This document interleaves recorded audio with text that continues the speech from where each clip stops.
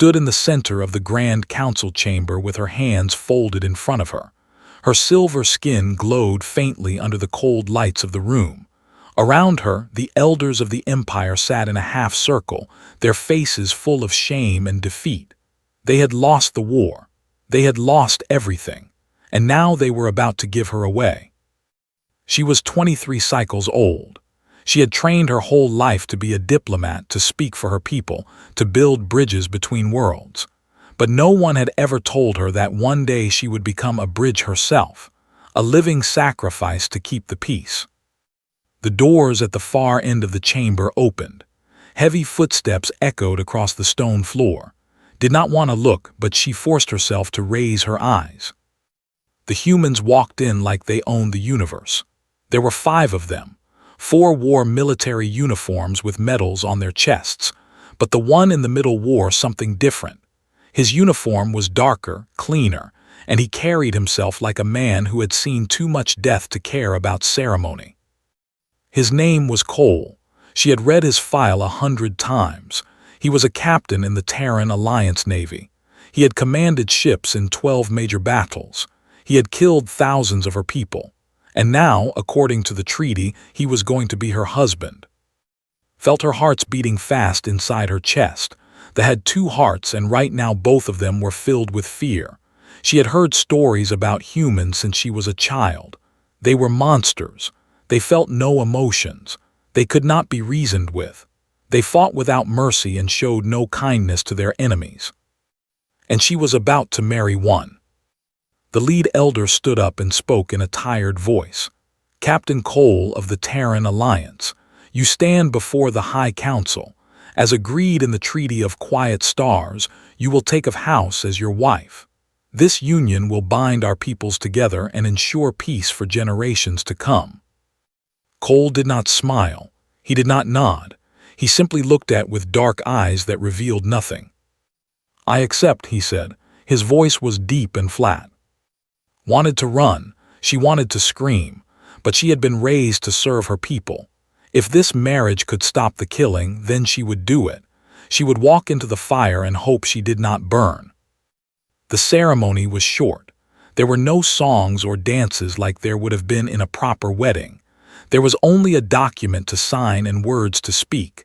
When it was over, was no longer just a daughter of House. She was the wife of a human. The humans did not stay long after the signing. One of them, a woman with sharp eyes and short hair, gestured toward the door. "We leave within the hour," she said. "The captain's ship is waiting in orbit."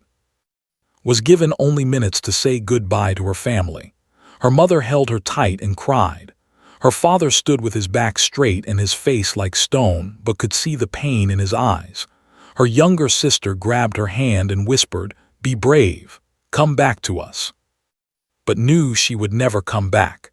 This was a one-way journey. She belonged to the humans now. The shuttle that took her up to the ship was cold and gray.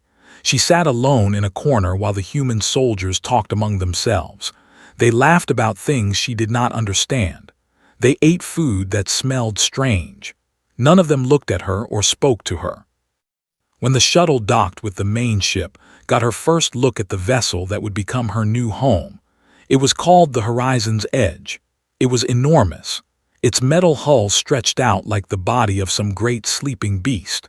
There were no curves or decorations like ships had. Everything was sharp and functional and built for war. A young officer met her at the airlock. He was polite but distant. "This way, ma'am," he said. "I will take you to your quarters." Followed him through long corridors filled with the hum of machines and the footsteps of busy crew members. Everyone stared at her. She was the only alien on board. She was the enemy. She could feel their distrust like heat against her skin. Finally, they reached a door at the end of a quiet hallway. The officer opened it and stepped aside. "These are the captain's quarters," he said. "The captain will join you shortly." The room was larger than she expected. There was a bed against one wall, a desk near the window, and a small sitting area with 2 chairs. The window showed the stars outside, cold and distant and uncaring. Stood in the corner and waited. She did not sit. She did not touch anything. She simply stood with her back against the wall and tried to control her breathing. She did not know how long she waited. It felt like hours, but finally the door opened again. Cole walked in. He was still wearing his uniform. His face was still impossible to read. He carried a small bag over one shoulder, which he set down on the desk without a word. Pressed herself harder against the wall. Her whole body was shaking. Looked at her for a long moment, then he sighed. "You can have the bed," he said. His voice was quieter now than it had been in the council chamber. "I will sleep on the floor. You do not have to be afraid of me." Did not answer. She did not believe him. Why would she? He was a human. Humans were killers. Everyone knew that. Seemed to understand her silence. He nodded slowly and turned away. "I know what you have been told about my people," he said, looking out the window at the stars. "I know you think I am a monster. Maybe I am. I have done terrible things in this war, things I cannot take back." He paused. His shoulders seemed heavy. "But I did not ask for this marriage any more than you did. I will not hurt you. I will not force you to do anything. Whatever the treaty says on paper in this room, you are safe." He walked to the small closet, pulled out a blanket, and spread it on the floor near the door. "Get some rest," he said. "We have a long journey ahead." Then he lay down on the hard floor and closed his eyes. Stood in the corner for the rest of the night. She did not sleep. She did not move. She simply watched the human on the floor and waited for the monster to show itself. But the monster never came. The horizon's edge moved through space like a knife cutting through black water. It would take 6 weeks to reach Earth. 6 weeks trapped on a ship full of humans. 6 weeks living with a man did not understand. For the first few days, she barely left the quarters. She ate the food that was delivered to the door. She slept in short bursts when exhaustion finally took her. She watched come and go without speaking more than a few words. He was strange, this human husband of hers. Every morning he woke before the artificial dawn. He folded his blanket neatly and placed it in the closet. He washed and dressed in silence. And before he left for his duties, he always placed a cup of warm tea on the small table near her side of the room. He never asked her to thank him. He never waited for her to drink it. He simply left it there and walked out. On the 4th day, finally spoke to him. "Why do you do that?" she asked as he set down the cup. Paused at the door. "Do what?" "The tea every morning. Why?" He looked at her for a moment, then he shrugged. "I noticed you were not eating much. I thought something warm might help. If you do not like tea, I can bring something else." Did not know what to say. She had expected many things from this human. Cruelty, coldness, demands, but not this. Not small acts of kindness that asked for nothing in return. "Tea is fine," she said quietly. Nodded and left. That night dreamed of the war. She dreamed of fire falling from the sky. She dreamed of cities burning. She dreamed of screaming and death and blood on silver skin. When she woke up, she was gasping for air, her heart's pounding so hard she thought they might burst. The room was dark, but there was a soft light near her bedside. She turned and saw a fresh cup of tea sitting on the table, steam rising gently from its surface. And on the floor near the door lay still and quiet, pretending to be asleep. She knew he was pretending. She could feel the faint echo of his consciousness through her telepathic senses. He was awake. He had heard her nightmare, and instead of asking questions or making her feel weak, he had simply made tea and gone back to his place on the floor. They were a telepathic species. They could sense emotions and sometimes catch fragments of thoughts from those around them. When had first come aboard the ship, she had felt nothing from the humans. They were like walls of silence, empty, cold. But now, as she lay in the dark with the warm cup in her hands, she began to sense something from. It was faint, buried deep beneath layers of discipline and control. But it was there. He was not empty. He was just very, very good at hiding. Days turned into weeks, started to leave the quarters. She walked through the ship with her head down, trying to avoid the stares of the crew. Most of them ignored her, some whispered behind her back, but no one was cruel to her. No one touched her or threatened her.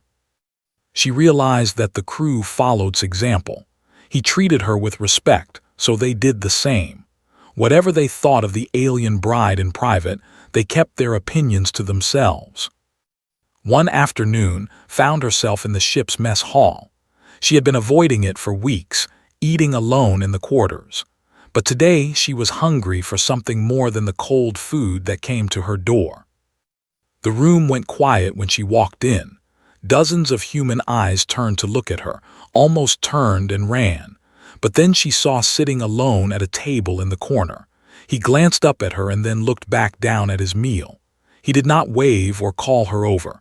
He simply made space. She walked to his table and sat across from him. For a long moment, neither of them spoke. The noise of the mess hall slowly returned as the crew went back to their own conversations. "You left the quarters," said without looking up. "I was tired of the walls," replied. He nodded. "The ship's doctor told me the food deliveries were not good for your health. She said you need fresh meals, things your body can process better." Felt a strange warmth in her chest. "You spoke to the doctor about me." "You are my responsibility now," he said simply. "I want to make sure you are taken care of." She studied his face, trying to read the emotions hidden beneath his calm surface. "You confuse me," she admitted. Finally looked up, his dark eyes met hers. "How so?" "You are supposed to be a monster. All humans are supposed to be monsters, but you have shown me nothing but kindness. Why?"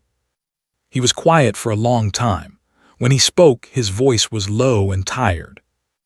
"I have done terrible things in this war, things that keep me awake at night, things I will carry with me until the day I die, but the war is over now, and you are not my enemy, you are my wife." He paused, choosing his words carefully. "I do not know if I can ever be the husband you deserve. I do not know if this marriage will ever be anything more than politics, but I can promise you this. I will never raise my hand against you. I will never force you to do anything you do not want to do, and I will spend the rest of this journey trying to make you feel safe." Felt tears prick at the corners of her eyes. She blinked them away before they could fall. "Why?" she asked again. "Why do you care what happens to me?" Looked out the window at the passing stars. His face was heavy with old pain. "Because I had a brother once. His name was Daniel. He was younger than me by 3 years. He was kind and funny and full of hope. He wanted to be a teacher, not a soldier." His voice grew rough. "He died in the first battle of the war, the attack on Prime. Your people killed him before he ever got a chance to fire his weapon." His blood went cold. Prime. That was her. Her people had killed this man's brother. And now he was sitting across from her, making sure she had warm tea in the morning. "I hated your people for a long time," continued. "I hated them so much that I became one of the best killers in the fleet. But hate is exhausting, and Daniel would not have wanted me to live like that." He turned back to face her. "So when they told me I had to marry a woman for the sake of peace, I decided to try something different. I decided to see if I could find something other than hate." Did not know what to say. She sat in silence, her meal forgotten in front of her. Finally, she reached across the table and placed her hand over his. "I am sorry about your brother," she said softly. Looked down at her hand. For a moment she thought he might pull away, but he did not. He simply nodded. "Thank you," he said. They sat like that for a long time, two strangers from opposite sides of a war, trying to find something that looked like peace. Earth was nothing like had expected. She had prepared herself for a world of metal and machines. She had imagined dark cities filled with cold, unfeeling humans moving through their lives like robots. She had expected a planet stripped of beauty, a place where only war and conquest mattered.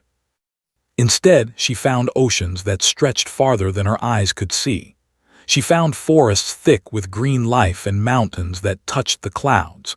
She found colors she had never seen on her own world, blues and greens and golds that made her hearts ache with unexpected wonder. And she found a small house by the sea, far from the military bases and political centers. This was where had chosen to live. This was where they would begin their new life together. The house was simple. It had white walls and large windows that let in the sunlight. There was a garden in the back that had been neglected during the war. The grass was overgrown and the flowers had gone wild, but there was something beautiful about the mess, something honest. On their first day in the house, put down his bag and looked around with tired eyes. "I have not been here in 2 years," he said quietly. "It looks worse than I remembered." Walked to the window and looked out at the sea. The water was a deep blue that reminded her of the night sky on Prime. Small waves rolled onto the sandy beach. Birds flew overhead, calling to each other in strange, beautiful voices. "It is wonderful," she said. Looked at her in surprise. "You think so?" "Yes, on my world we have no oceans, only lakes and rivers. I have never seen so much water in one place." For the first time since she had met him, smiled. It was a small smile, barely more than a twitch at the corner of his mouth, but it changed his whole face. He looked younger, softer, almost kind. "Then I am glad we came here," he said. The days that followed were strange and new. Had spent her whole life surrounded by other. She had never been alone with a single person for so long, and she had certainly never been alone with a human. But was not like the humans she had feared. He was quiet and thoughtful. He gave her space when she needed it. He answered her questions without getting annoyed. And slowly, day by day, he began to open up. She watched him work in the garden. He spent hours pulling weeds and turning soil, his hands covered in dirt.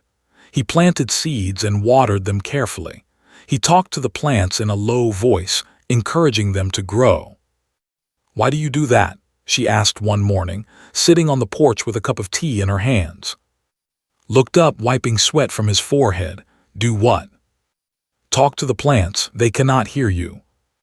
He shrugged. "Maybe not, but it makes me feel better. After everything I have done, it is nice to grow something instead of destroy it." Thought about that for a long time. She watched him feed the stray animals that wandered onto the property. There was a thin orange cat that came every evening, would set out a bowl of food and sit nearby, waiting for the cat to trust him. It took weeks, but eventually the cat let him pet its head. She watched him help an elderly woman who lived down the road. Her name was, and she had trouble carrying her groceries. Every time saw her struggling, he would walk over and carry the bags for her. He never asked for thanks. He never told anyone about it. He just did it because it was the right thing to do. And she watched him with the children in the nearby village. They were not afraid of him, even though he was a decorated war hero. They ran up to him and begged him to play games with them. He would lift them onto his shoulders and spin them around until they screamed with laughter. This was not the monster had been warned about. This was something else entirely. One evening, a terrible storm rolled in from the sea. The wind howled against the windows and rain beat down on the roof like drums. The power went out, leaving the house in complete darkness. Felt panic rise in her chest, the feared darkness. On their ancient, terrible predators had hunted in the night. The fear was written into their blood, passed down through generations. She could not control it any more than she could control the beating of her hearts. She pressed herself into a corner, her breathing fast and shallow. Her whole body was shaking.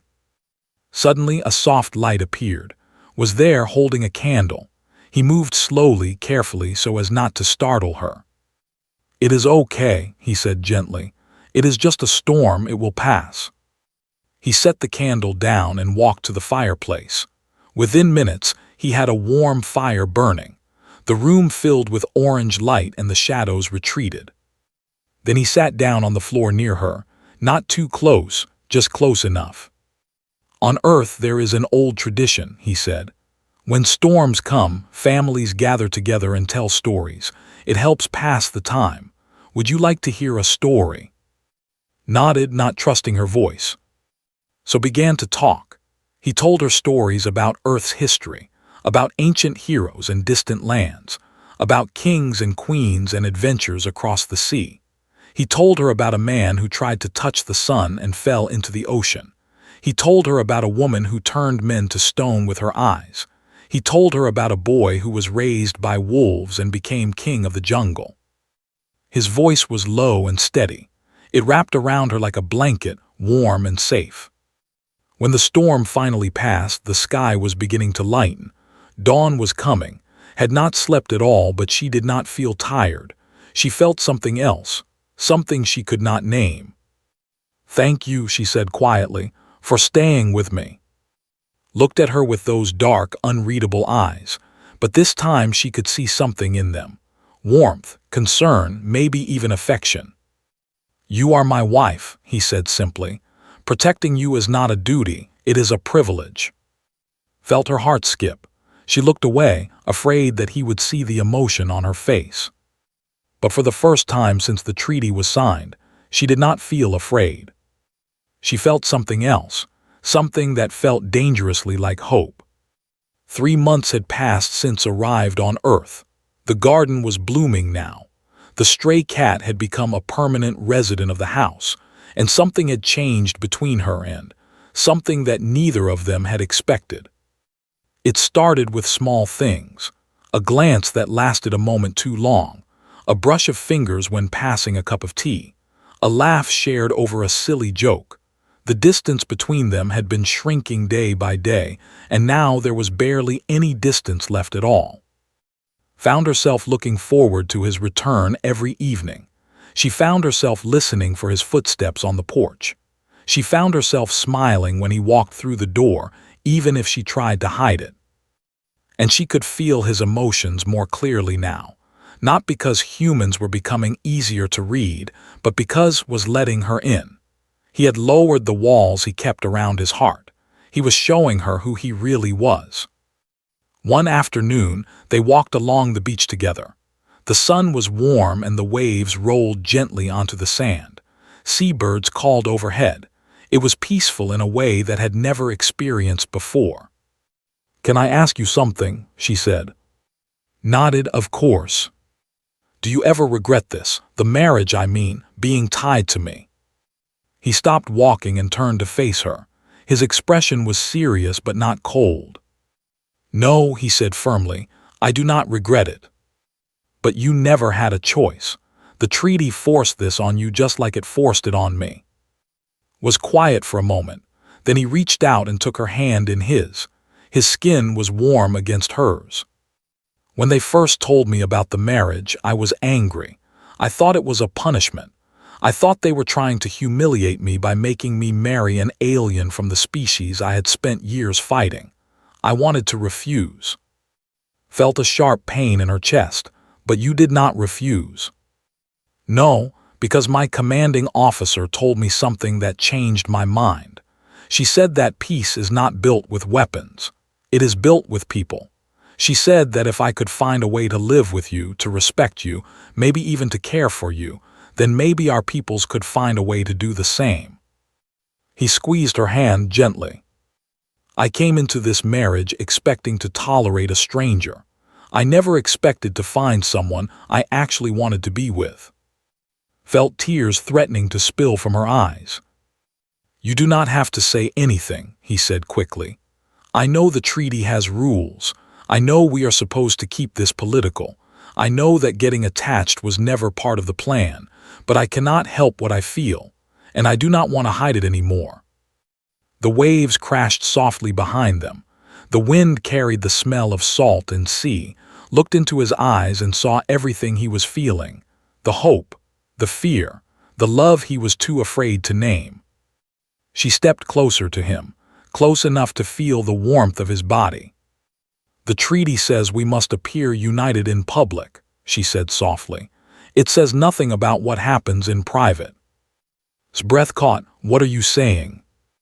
"I am saying that I did not choose this marriage, but I am glad it was you, and I do not want to pretend anymore." She reached up and placed her hand on his cheek. His skin was rough with stubble. His eyes were full of wonder. "There are rules, expectations. If we cross this line, we cannot go back." "I know," she said. "I do not care about the rules, do you?" He stared at her for a long moment. She could feel his heart beating fast. She could feel the battle inside him, duty against desire, politics against passion. Then slowly he smiled, that same small smile she had first seen weeks ago, but this time it was brighter, warmer, real. "No," he said, "I do not care about the rules." He leaned down and kissed her. It was soft at first, gentle, like he was afraid she might break, but when she kissed him back, something shifted. The wall between them crumbled completely. They were no longer a treaty arrangement. They were no longer a political symbol. They were simply two people who had found something real in the middle of all the chaos. When they finally pulled apart was breathless. Her hearts were racing. Her mind was spinning. "What happens now?" she whispered. Pressed his forehead against hers. "Now we figure out how to make this work, together." That night everything changed. They did not sleep in separate places anymore. They did not keep careful distances or guard their emotions. They talked until the stars faded and the sun rose over the ocean. Told him about her childhood on Prime, about the purple forests and the twin moons, about her mother's songs and her father's stories, about the dreams she had before the war took everything away. Told her about his brother Daniel, about the games they used to play and the promises they had made, about the day he received the message that Daniel was gone, about the rage that had driven him to become a weapon. They shared their pain and their hope. They shared their fears and their dreams, and in sharing, they found something neither of them had expected. They found each other. When the morning came, stood at the window and watched the sun rise over the sea, came up behind her and wrapped his arms around her waist. "Are you okay?" he asked. She leaned back against him and smiled. "I am better than okay. For the first time since this all started, I am happy." He kissed the top of her head. "Me too." Outside, the world continued to turn. Politicians argued about treaties. Generals planned for wars that might never come. Species that had been enemies for generations struggled to find common ground. But inside the small house by the sea, none of that mattered. Two people from opposite sides of a war had chosen each other, not because of politics, not because of duty, but because somewhere along the way, fear had become trust. And trust had become love. The news spread faster than either of them expected. At first, it was whispers among the crew members still kept in contact with. Then it reached the military channels. Then the diplomats heard about it. Within weeks, everyone knew that the treaty marriage between Captain Cole and Of had become something real. Some celebrated. They called it a beautiful symbol of hope. They said it proved that peace between humans and was truly possible. News reporters came to the village, hopping to get pictures of the happy couple. Others were furious.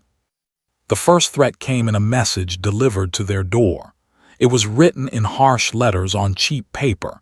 It said that was a traitor to his species. It said that he had betrayed every soldier who had died in the war. It said that he would pay for loving an alien. Found the message before did. Her hands shook as she read it. When came home that evening, she showed it to him. He read it once, then crumpled it up and threw it in the fire. "It is nothing," he said, "angry words from small minds." "But what if they try to hurt you?" asked. Took her hands in his. "Let them try. I have faced worse enemies than cowards who write letters." But the threats did not stop. More messages came. Some were addressed to, some were addressed to. Some were so hateful that she could not read them all the way through. And it was not just humans who objected. Own people sent their own messages. Her family back on Prime received pressure from traditionalists who viewed her as a traitor. Her mother sent a secret transmission saying that there were movements calling for to be disowned from her house. The governments noticed the controversy. Officials from both species began to talk about whether the marriage had gone too far. Some argued that the treaty only required them to appear united in public. It did not require love. It certainly did not require the kind of relationship that and now had. 3 months after their kiss on the beach, they were summoned to appear before the Joint Council. This was the highest authority governing relations between humans, and it was made up of 5 representatives from each species, and their decisions were final. The council chamber was cold and formal, wore her finest robes, silver and blue like the moonlight on water, wore his military uniform, cleaned and pressed but without any medals. He had left those behind. The head of the council, an elder named, spoke first. "Captain Cole, of House, you stand before this council to answer concerns about the nature of your union. The treaty between our peoples was designed to create a symbol of peace. It was not designed to create a love match." Stepped forward, his voice was calm and steady. "With respect, Elder, the treaty was designed to bind our peoples together. That is exactly what this marriage has done, not through force, not through obligation, but through genuine connection." A human representative spoke up. Her name was Admiral Shaw, and she had been one of commanding officers during the war. "Captain Cole, there are those who believe you have been compromised, that your feelings for this woman have clouded your judgment, that you are no longer capable of serving as a symbol of human strength." Met her gaze without flinching. "I spent 10 years killing. I became one of the most efficient weapons in the fleet, and in all that time I never felt strong. I felt empty, hollow, like a machine with no purpose except destruction." He paused and looked at. She saw the love in his eyes and felt warmth spread through her chest. "Taught me that there is another kind of strength, the strength to forgive, the strength to trust, the strength to love someone even when the whole universe tells you not to. That is not weakness, Admiral. That is the hardest thing I have ever done." The chamber was silent, then stepped forward to stand beside him. "I came to this marriage filled with fear," she said. Her voice trembled but did not break. "I had been taught that humans were monsters without hearts. I expected cruelty. I expected pain. I expected to spend my life as a prisoner." She took his hand. "Instead, I found kindness, patience, understanding. This man has never raised his voice to me. He has never made me feel small or worthless. He has shown me what humanity truly is, not the war machine I was warned about, but something far more beautiful." She looked at the council members, meeting their eyes one by one. "You created this marriage to show that peace was possible. Well, here it is, not a performance, not a lie, but real peace built one day at a time between 2 people who should have been enemies." She squeezed his hand. "If you want to separate us, you can try, but you will have to drag us apart, because we chose each other, and we will keep choosing each other every day for the rest of our lives." The council debated for hours.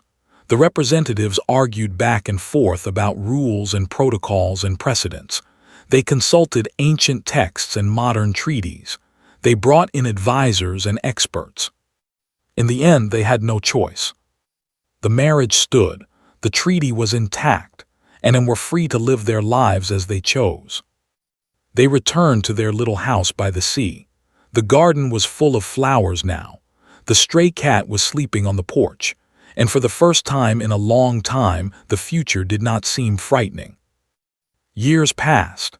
The story of the treaty bride and the human captain became legend. It was taught in schools across both civilizations, not as a political arrangement, but as proof that love could overcome anything.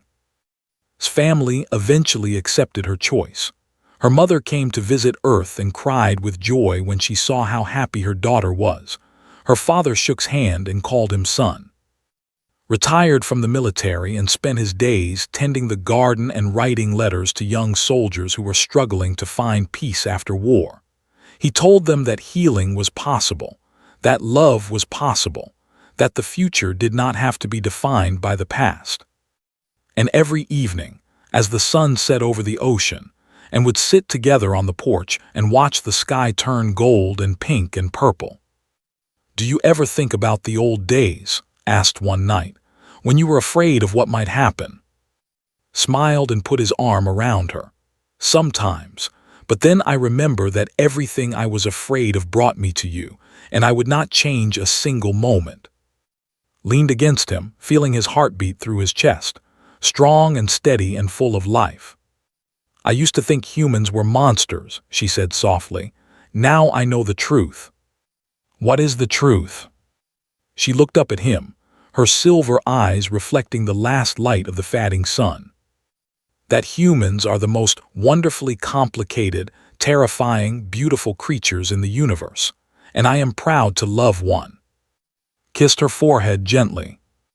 "And I am proud to be loved by you." The stars came out one by one above them, the same stars that had once separated their worlds, the same stars that had watched wars rage across the galaxy. Now those stars watched something else, two souls from opposite ends of the universe, sitting together in peace. And somewhere in the great expanse of space and time, the universe itself seemed to smile. Because love, when it is true, does not follow rules. It creates them.